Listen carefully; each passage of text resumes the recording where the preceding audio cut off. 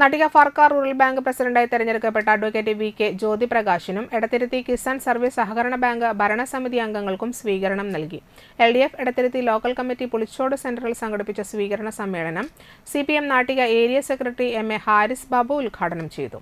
CPI local secretary P K. Shaju അധ്യക്ഷനായി. CPI മണ്ഡലം secretary T P. Raghunath, ജില്ലാ പഞ്ചായത്ത് വികസനകാര്യ standing committee chairperson Manjula Arunan, CPM local secretary A B. Satheesh, Kisan service സഹകരണ bank president Baina Pradeep, K.A.. കൊച്ചുമോൻ എന്നിവർ സംസാരിച്ചു.